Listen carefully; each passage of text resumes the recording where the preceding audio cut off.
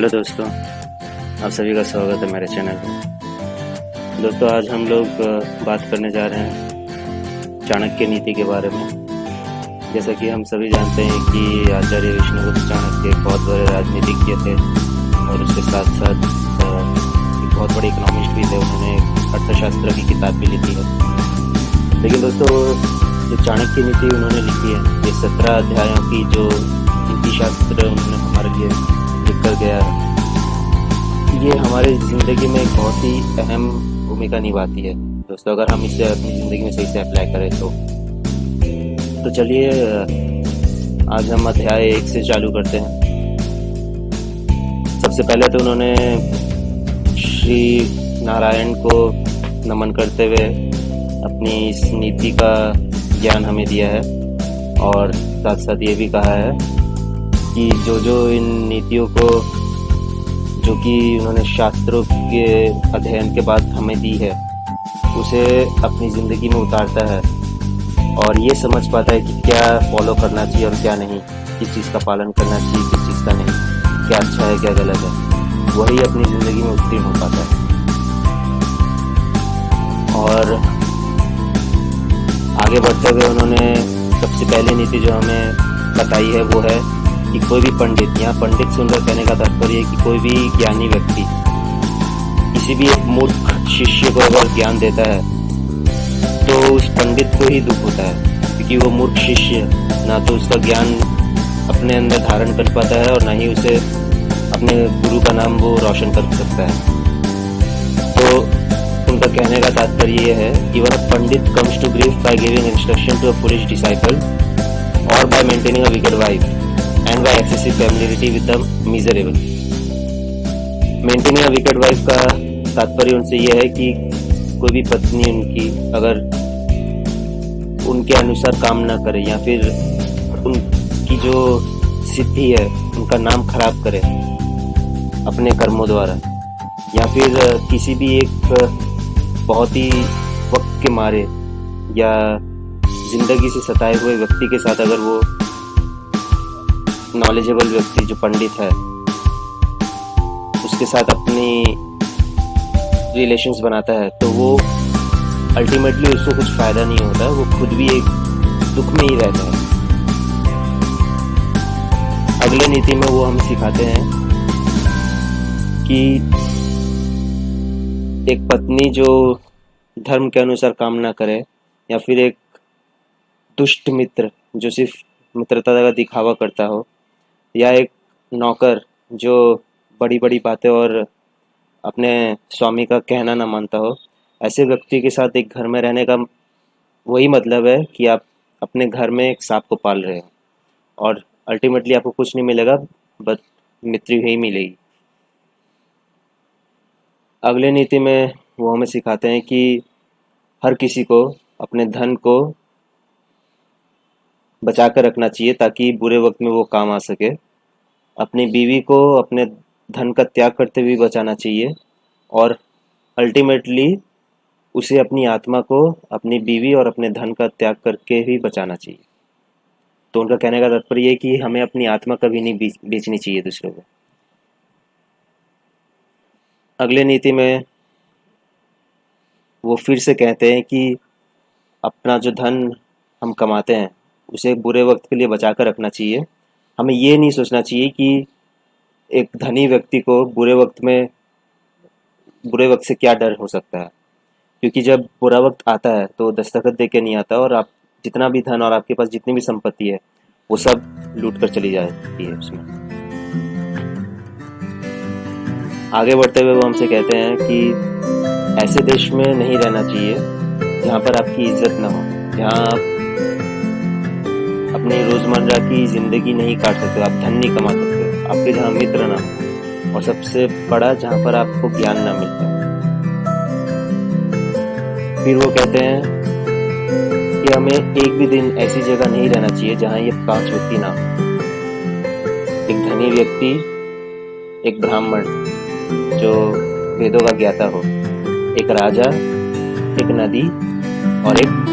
Doctor.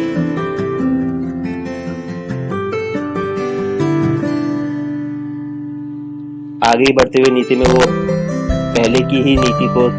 जरा अच्छे से एक्सप्लेन करते हुए ये कहते हैं कि ज्ञानी व्यक्ति को ऐसे देश में नहीं रहना चाहिए जहां पर धन कमाने का कोई साधन ना हो और जहां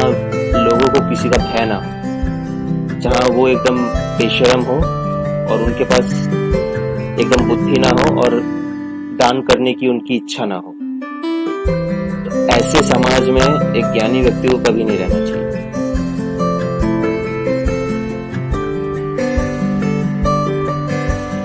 अब वो हमें इस बात का ज्ञान देते हैं कि हमारे इर्द गिर्द जो भी व्यक्ति हैं उनकी निष्ठा हमारे प्रति उसी वक्त पर की जा सकती है जब हमारा पूरा वक्त हमारे साथ हो और वो हमारे साथ रहे या ना रहे। जैसे कि वो कहते हैं कि एक नौकर जब वो अपनी ड्यूटी कर रहा हो घर में, तभी हम उसे परख सकते हैं कि वो कुछ चोरी कर रहा है या अपना बड़ी ईमानदारी से अपना काम कर रहा है या नहीं। जो हमारे रिश्तेदार हैं, क्या हमारे बुरे वक्त में वो हमारे काम आएंगे या फिर हमारा मित्र? ऐसे तो हमारे बहुत मित्र रहते हैं, लेकिन कोई भी मित्र क्या हमारे बुरे वक्त में हमारा साथ देने आएगा? या हमारी बीवी हमारे बुरे वक्त में हमारा साथ देगी? फिर वो एक मित्र की परिभाषा हमें बताते हैं कि एक सच्चा मित्र वही होता है जो हमें हमारे बुरे वक्त में छोड़ के ना जाए और हमारे शमशान तक हमारे साथ शमशान भूमि तक जाए। अगला नीति जो वो बोलते हैं ये बहुत ही महत्वपूर्ण नीति है दोस्तों, क्योंकि हम अक्सर ये देखते हैं कि लालच में पड़कर हम अक्सर ऐसी चीज के पीछे भागते हैं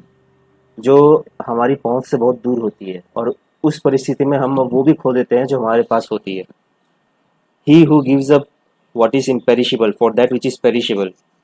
loses that which is imperishable and doubtlessly loses that which is perishable also। तो हमें हमारे पास जो चीज़ अभी है वर्तमान में उसे हमें संभाल के रखना चाहिए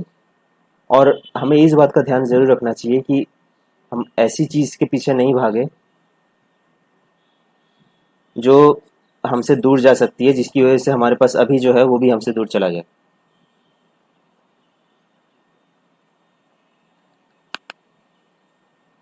अगली नीति जो वो कहते हैं दोस्तों ये बहुत ही कुछ लोगों के लिए कंट्रोवर्शियल है,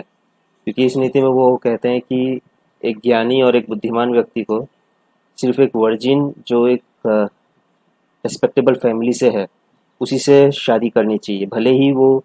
अपाहिज क्यों ना हो। एक बुद्धिमान व्यक्ति को ऐसे परिवार में शादी नहीं करनी चाहिए जो जिसकी समाज में इज्जत ना हो या फिर जो गरीब हो। उनका कहने का तात्पर्य यह है कि शादी दो परिवारों में तभी संपन्न हो सकती है जब वो इक्वल स्टेटस के हों।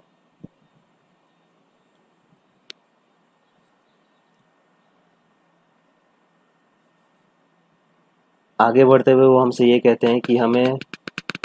नदियों में यकीन नहीं करना चाहिए। इसका कहने का तात्पर्य यह है दोस्तों कि नदी का बहाव जैसे बहुत ही तेज होता है, वो अपने साथ हर चीज़ को बहा के ले जाती है, वैसे ही हमें ऐसे व्यक्तियों पर यकीन नहीं करना चाहिए जो हमसे बहुत ज़्यादा गुणी हो या फिर हमसे बहुत ही ज़्यादा शक्तिशाली हो, क्योंकि शक्तिशाली व्यक्ति कभी भी अपने से कमज़ोर व्यक्ति का भला करने का कभी नहीं सोचेगा। और आगे बढ़ते हुए ये भी कहते हैं कि मैन हु कैरी वेपन्स, मतलब जो अपने साथ शस्त्र लेकर घूमे, जैसे कि police, beasts with clause and horns. यहाँ पर उनका कहने का तात्पर्य है कि जो क्रिमिनल्स हमारे समाज में है और जो औरतें और जो सदस्य एक बहुत ही रॉयल फैमिली के हों, जैसा कि हमारे जो पहले राजा महाराजा के परिवार, आज़ादी के पहले जो राजा महाराजा थे, उनके जो परिवार आज भी हैं, जो बहुत ही धनी हैं, ऐसे व्यक्ति पर हमें अपना विश्वास नहीं रखना चाहिए।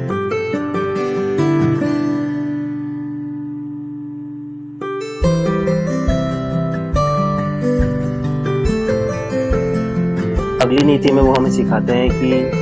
इस विष से भी हमें अमृत निकालना आना चाहिए। यहाँ पर उनका कहने का तात्पर्य यह है कि कोई भी एक व्यक्ति जो बहुत ही दुष्ट हो, हमें उस व्यक्ति से भी अपना काम करवाना आना चाहिए। आगे बढ़ते हुए हमें यही कहते हैं कि अगर सोना कीचड़ में या कहीं पर भी अगर गिर जाए तो हमें फिर भी वहां से अपना हाथ डाल के हम भले ही अपना हाथ गंदा कर ले, लेकिन उस सोने को हमें वापस निकालना चाहिए।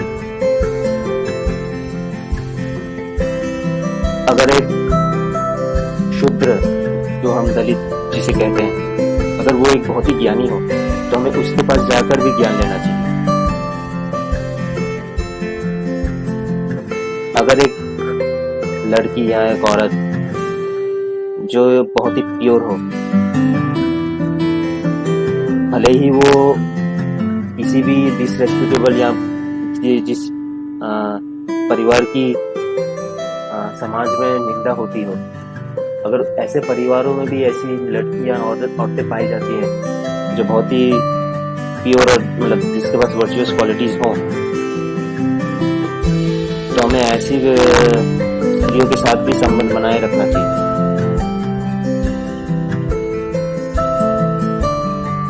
आगे बढ़ते हुए वो स्त्रियों के बारे में कहते हैं जो बहुत ही कुछ व्यक्तियों के लिए कंट्रोवर्शियल है, जैसे कि महिलाओं में भूख पुरुषों के मुकाबले 2 गुना ज़्यादा होती है, उनमें शर्म 4 गुना ज़्यादा होती है, उनके अंदर डेयरिंग साहस 6 गुना ज़्यादा होती है, और काम भावना यानी कि सेक्सुअल फीलिंग 8 गुना ज़्यादा होती है आदमियों के मुकाबले। दोस्तों, ये था पहला अध्याय चाणक्य नीति का। अगर आप लोगों ने अभी तक चैनल सब्सक्राइब ना किया हो तो काइंडली सब्सक्राइब करें। आगे की और 16 अध्याय के साथ मैं आपको वीडियो बना के ज़रूर आऊँगा। तब तक के लिए धन्यवाद।